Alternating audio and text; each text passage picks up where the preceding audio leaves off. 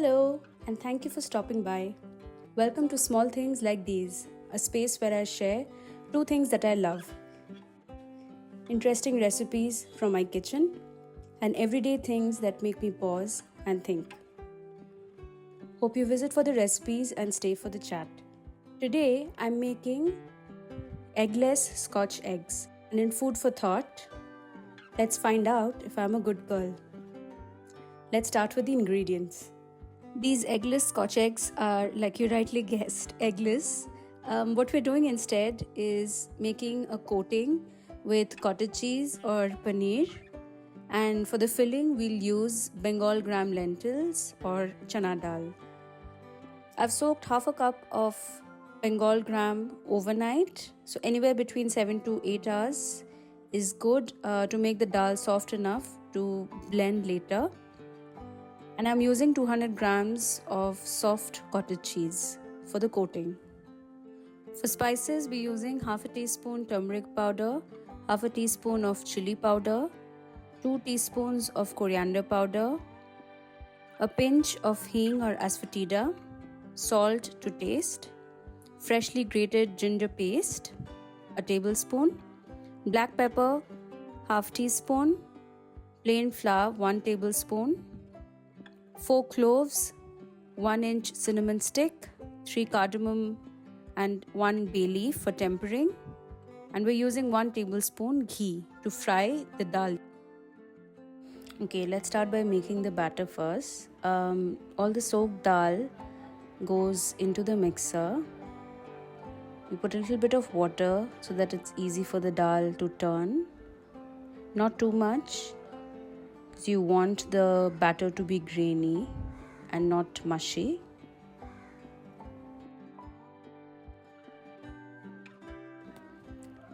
This just needs a few turns in the mixer for the batter to be ready.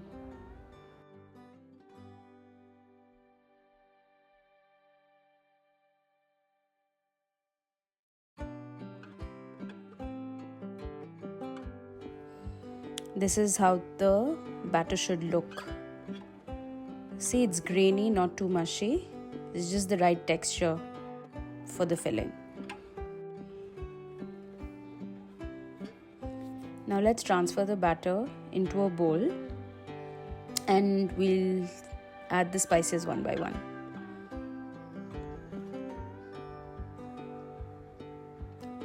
I'm really concentrating hard on getting every bit of that batter out of the mixer, as you can see. Well, I don't like to waste food, so this is me really going at it. Okay, moving on to the spices. I'll start with the turmeric first.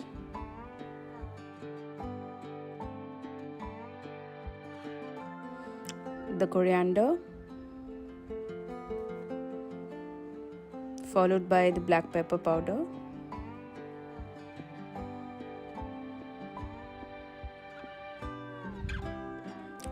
red chili powder,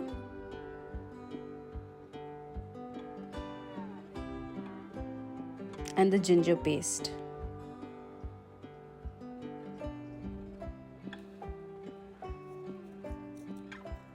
Let's mix this well.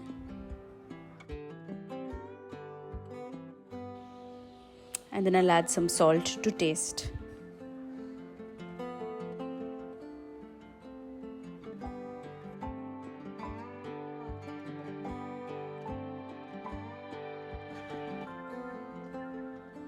Mix it again and set it aside.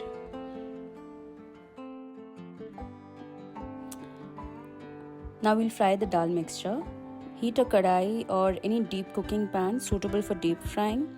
You can use a non-stick one as well. I prefer this cast iron one just because it cooks faster and evenly. Let's add the ghee to the hot kadai. We want to heat up the ghee just enough. Make sure that it's not so hot that it burns.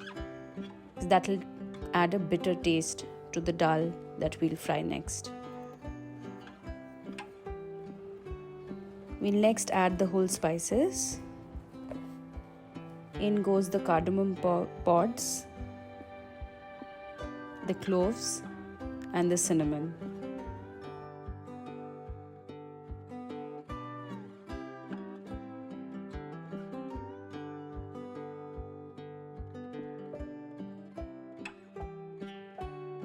We'll wait for it to sizzle and then add the hing or asafoetida.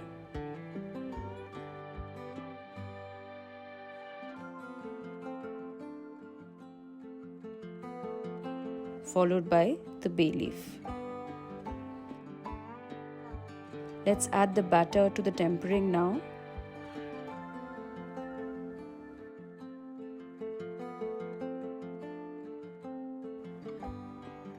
And stir constantly.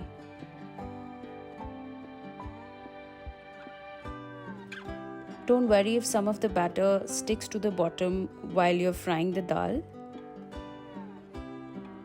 Keep stirring to make sure that it fries evenly. This whole step is around 7 to 8 minutes. Just keep stirring, frying the dal so that it fries evenly.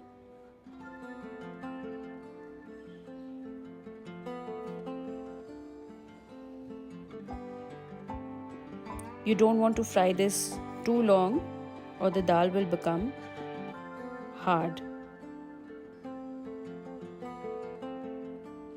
What you want is a crumbly but soft texture.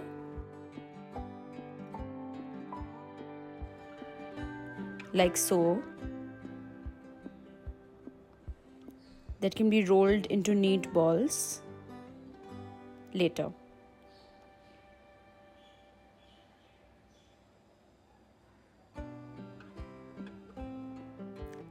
Let's set it aside to cool down. I'm just spreading out the dal mixture onto a white plate so that it cools evenly and quickly. While this cools down, here's a little something about how I came to be a good girl. I grew up thinking life came with a checklist, a list of must-dos, things I had to complete to earn the title of a good girl. And somewhere out there, I imagined an invisible teacher was keeping score, marking me down, filling a nasty little report card to hand to my parents every year. But here's the thing. Being good was never forced on me. Not by my parents. No one ever said, you must. I learned it the way kids do, by watching. By noticing how something I did lit up my mother's face, or a nice meal cooked by my mother softened my father's mood. That desire to be good, it seeped into me like second nature, like it was written into my DNA. So as a good girl growing up in middle-class India, I didn't just learn to be good. I was trained to make every person, every situation, make good of them. And I carried that into my adulthood. Not as a habit, not as a value, but almost as a belief, a faith. Being good became my everything. When my family went through hard times, goodness was no longer gentle. It was my weapon, my shield, my fight against the unfairness of the world. The more things looked bad, the stronger I clung to the idea. I will be good and I will rise out of this. It was my armor. It was my worth, and all of it rested on how the world received my goodness. Wait, I think the dal mixture has cooled down. Let's come back to this good girl later, shall we? Okay, moving on to the paneer filling. Break the block of paneer and softly mash it with your fingers.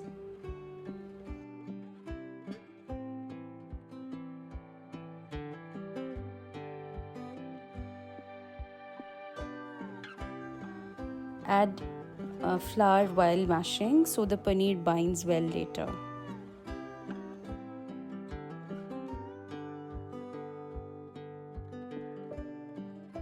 We want a smooth texture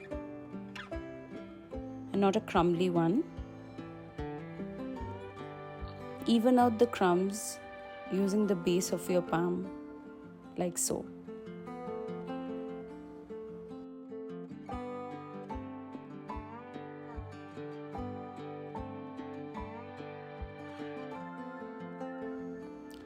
This is what the paneer should look like by the end of the kneading.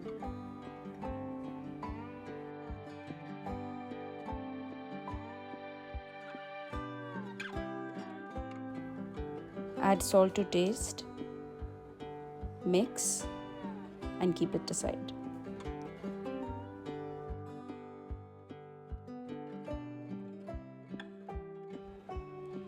Now let's shape the dal mixture into neat balls.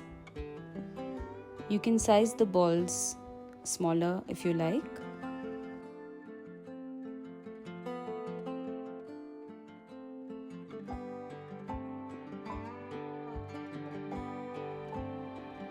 Remember to remove the whole spices.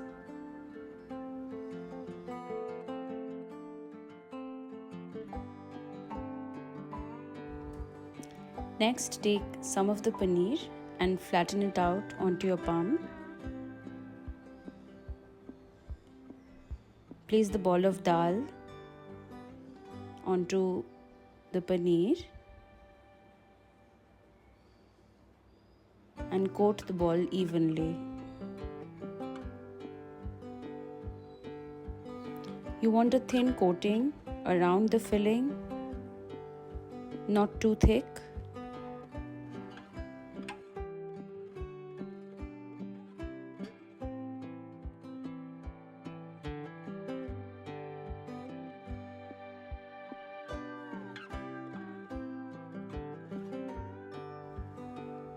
Roll it around in your palm so that it coats evenly.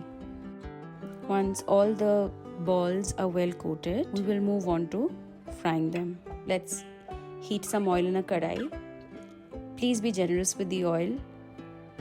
We are going to deep fry these quote-unquote Scotch eggs.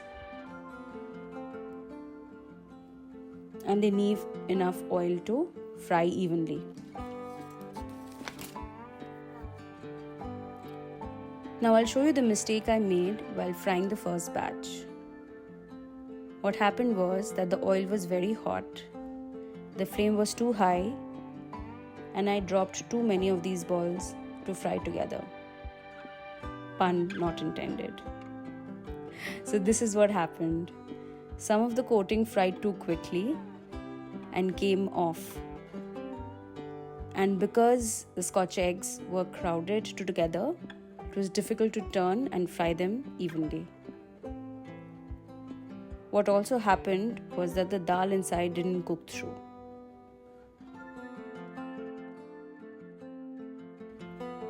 What you should do instead is keep the flame to a medium, drop anywhere between 2 to 3 eggs at one point of time, and let them fry slowly but evenly. You can pour oil over them from time to time to keep the heat even.